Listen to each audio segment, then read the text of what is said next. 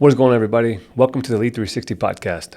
I am your host, Anthony Waite, and it's so good to be with you for another episode as we talk life, leadership, and learning as people of influence, as a person who's looking to make an impact in the world. And if you're just joining us, congratulations and welcome. So good to have you join the show. And if you would, go ahead and like and follow. Put on the notifications so you can keep up with new episodes as I continue to talk about lessons that I think are so pertinent, especially in today's world, as a person who is leading other people, as a person who is leading a family. Maybe you're leading in your current business or your profession, or maybe you're just now getting into the role of leadership. Whatever the case may be, I'm sure you will find something of value that can help you just think different, because if you can think different, then you can do different. And if you do different, then you can become different. And that's really your goal, is to be different. How do you do things differently than everybody else? How do you make things better than everybody else? And when you have this mindset of constantly looking to make things better and make people better, you will become successful. It's inevitable. And so today what I wanted to share with you is a question that I was asked as I spoke to an audience of about 150 people. This question came about during the Q&A session. And the question was this: how do you combat those days where you just simply seem to focus on the negative, and in turn, it creates a bad day? So how do you overcome these bad days? And I want you to just understand that this life stance that I've created for myself, and I encourage you to consider doing the same, is there is no such thing as a bad day. Like, sounds cliche, but let me explain. Every day is a blessing. There is always a lesson that life is trying to teach us, no matter if it's good or bad.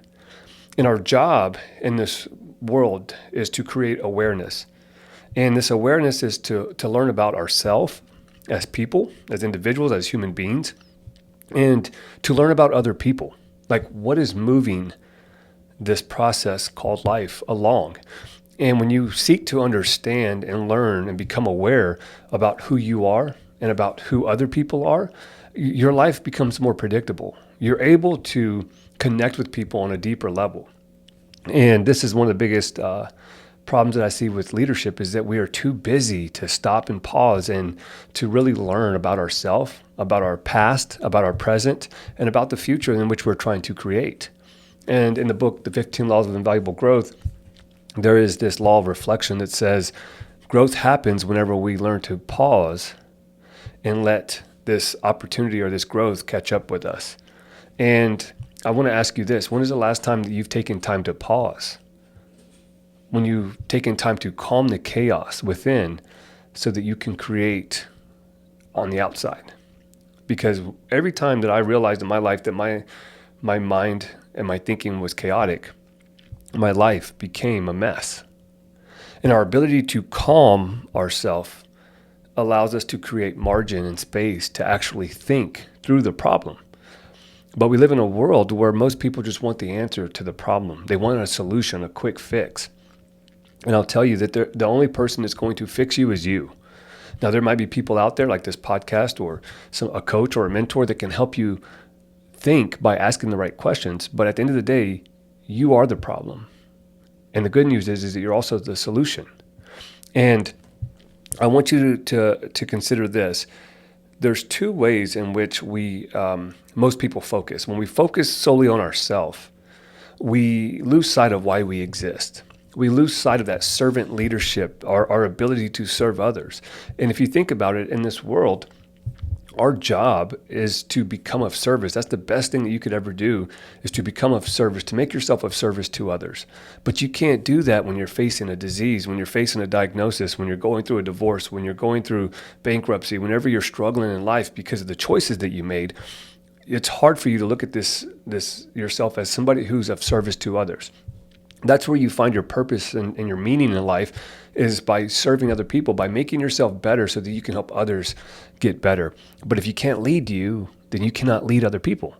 And that was a reality for myself, where I realized that I can't lead people until I'm able to lead myself.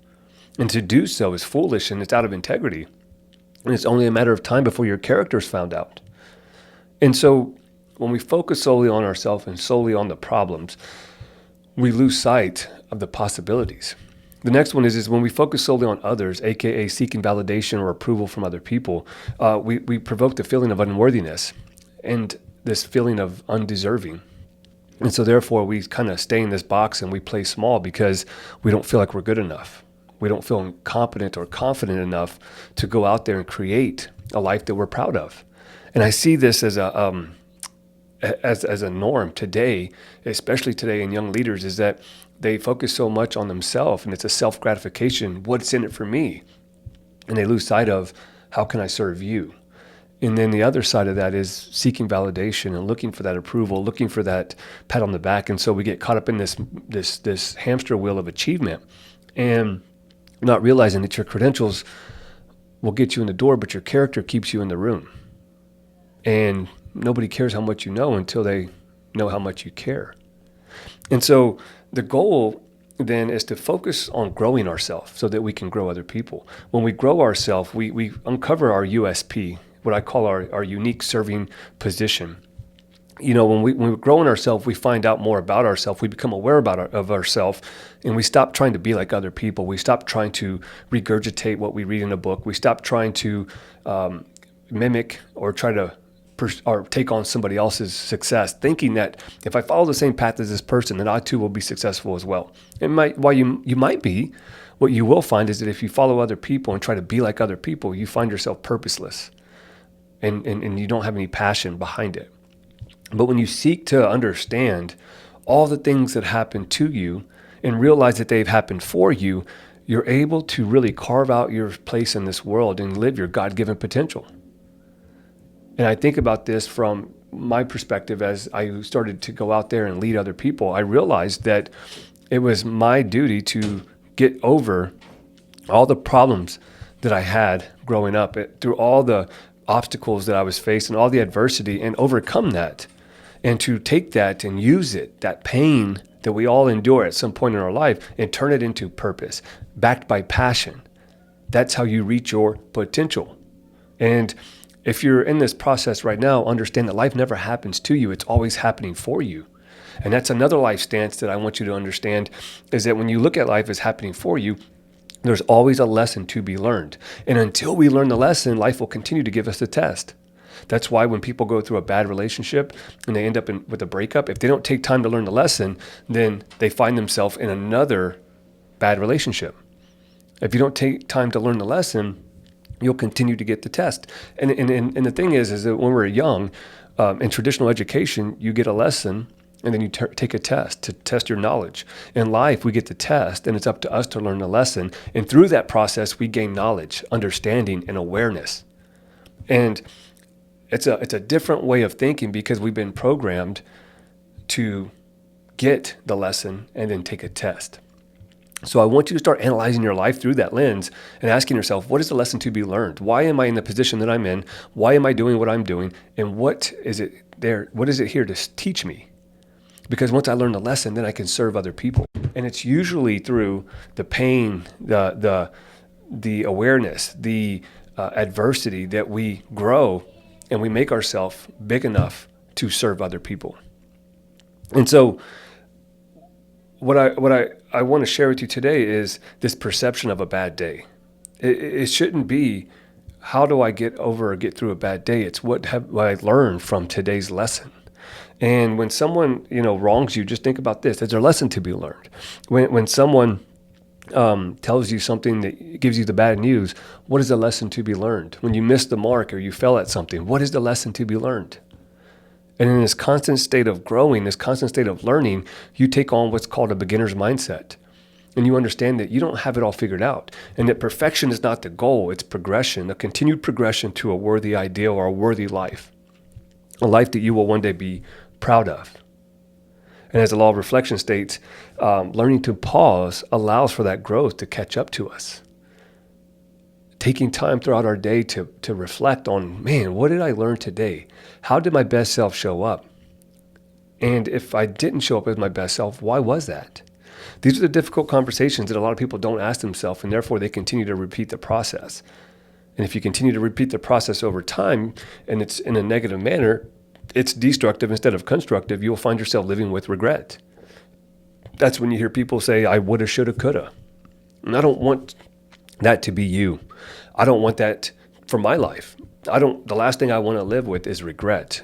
Regret on the things that I could have done, regret on the things that I should have done, regret on the things that I would have done. Only if I would have stopped and paused and let the growth catch up to me, could I overcome that? And most importantly, could I reach my potential and find purpose in this pain that I'm enduring? And so there's 3 things that I want to share with you today to kind of help you with this process of reflecting and letting the growth catch up to you. Number 1 is you got to investigate, okay? Take on the role of a detective. Go in there and analyze the thoughts, the beliefs, the patterns of belief and behavior that you have been having up until now. This belief drives your behavior. And when we look at our beliefs about ourselves, about the world, about people, about our circumstance and our situation, that belief is ingrained in our subconscious mind. And when we are able to analyze, what is the belief that I have about that? Do I believe that I'm good enough? Do I believe that I can have a fruitful marriage? Do I believe that I can create wealth? Do I believe that it's possible for me? Do I believe that I could be a good father, a good husband, a good leader? This was the question that I had to ask myself many years ago when I was struggling as a brand new naval officer, as I was struggling as a brand new father, as I was struggling with a brand new marriage. Did I believe that it was possible for me? And to be honest with you, I didn't believe that. I looked at other people's life and I said, well, it's possible for them. Easy for them to say, or easy for them to have. They didn't come from where I came from. They didn't deal with what I had to deal with. They didn't have to go through the adversity that I had to go through. But even if that was true, it wasn't my truth. The truth is that I could become the person that I'm called to be. I could be a good father. I could be a good husband. I could be a good leader if I was willing to do the work. And that big part of that work was finding out more about who I am. Most importantly, what I stand for and what I will and will not tolerate. And so you have to investigate all these thinking patterns, the beliefs, the behaviors that you have up until now that may have not served you. These things that have been destructive in nature instead of constructive. And when you think about it, there's only 2 ways our thinking works. It's either constructing the life that we want to live, they're conducive to our growth, or it's destructive in behavior. And it's causing chaos in our life. And as a result, we're breaking things down. We're breaking our relationships. We're breaking our ability to create wealth. We're breaking our ability to stay healthy. And it's this thinking that cultivates our choices and decisions every day. And if you're not disciplined, it's probably because you have a thinking pattern that's not conducive with the person that you want to be, or a belief that you cannot do it or that you're not good enough to have it. It's this scarcity mentality. And so what's the opposite of that? Abundance. That there's enough for everybody. There's enough to go around, regardless of what the news says, regardless of what the politics say, regardless of what the economy's doing, there's always enough. And you are enough. Now, once you believe that, then you got to take action. You got to behave in a manner that's conducive to creating that. The next one is you got to incubate. So once you investigate and you find out and uncover these thoughts, beliefs, and behaviors, you got to start looking at this incubation, right? When you think about incubation, I had a friend growing up, his dad had raised chickens. And in the backyard, they had this big building, and they had these lights, and there was an incubation room for these little eggs to hatch. And when you put the eggs in there, it has to be a certain temperature for a certain amount of time. And under the right circumstances and the right environment, those little chicks were able to hatch and bring them to life. And the same thing goes for you and I. When we have these thoughts, we have to incubate. We have to think about it. We have to listen and learn and discern what is there to teach us, the good and the bad. And this is where most people fail because they don't want to sit with the pain long enough to turn it into purpose. They just want to end the suffering. And I'll tell you, any quick fix that I've ever found often led me going back to square one, often led to me being more broken and for more bad days. And instead of having blessings, I had more burdens. And so I want you to understand that this incubation period means that you're sitting with it long enough, you're giving it the right environment, you're surrounding yourself with the right people, long enough to where you start cultivating the good habits, the good beliefs, the good behavior, the good thinking. And it takes time because once you immerse yourself in this environment, then you got to give it time. Time is the great equalizer. And I'm sorry if you came here for a quick fix or how do I change my life overnight? That doesn't happen. I'm sorry. I even look at where I'm at today. I started this process in 2015. That was over 8 years ago. And even today, I'm still a work in progress because there's still things that happen that kind of spark up these negative thoughts. There's days where I wake up and I'm depressed. There's days where I wake up and I'm anxious. And then I realize that I got to investigate this. Why do I feel this way? And then incubate. Let it sit with it for long enough to say, okay, this is the lesson that I have to learn. The next one is you got to illuminate. Okay, this is identifying the qualities and traits of the person that you're becoming. The person that I need to be. You see, we get so busy with the doing that we forget about being. And whenever you're able to illuminate the vision that you have for your life, the vision for that person who you are to become. If I want to be a better father, husband, and leader, what does he do on a daily basis? What habits, behaviors, beliefs does he encompass? How do they operate in their life? What is their belief around money? What is their belief around leadership? What is their belief about confidence? How do they show up? And when you create a vision and write that down and say, well, they go to the gym every day. They eat good food. They lead with compassion and vulnerability. They give more than they take. They believe in everybody around them. They surround themselves with good people. They're grounded in their faith. And whenever you understand that, then you look at yourself where you are right now and you say, well, there's a lot of incongruencies here, and that's okay. That's perfect, because that gives you that gap in which you need to fill. But most people don't have a vision for where they're going. They don't have a goal or core values that align with who they need to be. And therefore, they continue to fumble. They continue to fall, and eventually they fail. And so I want you to think about these three. Investigate. I want you to think about incubate. And I want you to think about illuminating that vision that you have for yourself. Which one of these and what level are you at right now? Are you in the investigation period? Are you in the incubation period or the illumination period? No matter where you're at, it's a constant process that continues to allow you to grow. Remember, you can change without growing, but you cannot grow without changing. And my hope for you is that you become better and not bitter in life. But most people today will allow their problems to make them bitter, and they carry that baggage with them throughout their life. And it shuts them off from the true joy and fulfillment that every one of us are entitled to. And understand that you're the one that creates that. You were given and called to be a person of influence. You were called to be a person of significance, no matter where you're at right now. And you might be thinking, Anthony, well, I don't have kids. Well, maybe one day you will. Well, I'm not married. Well, maybe one day you will decide to get married. My hope for you is that you start to learn to grow and be that person way before you find yourself in one of those roles or responsibilities. Because if you don't, then you risk becoming irrelevant. You risk becoming this person who just focuses on the bad days. And so take time to look at these three and ask yourself, which one do I need to be doing right now? And then take the time to write that out. Create a lofty vision for yourself. Create a clear, compelling vision for your life in every one of the roles that you fulfill right now. And then understand your core values that are going to help you achieve that. This helps you put your priorities in place. And then what are the virtues, the habits, the behaviors that I need to do every single day so that I'm living out my core values? You do that, and that vision will come to pass. As long as you stay in the game long enough, as long as you give it time, you will reach your final destination. But without a vision, without core values, without the right virtues, you will find yourself at a different destination, and it won't be created by you. Chances are it'll be created by somebody else, and you will find yourself filling a role that leaves you unfulfilled. I hope that this served you today. Thank you for joining me for another episode. If you find value in these, please share them with somebody you lead or somebody you love. And I'll see you on the next episode.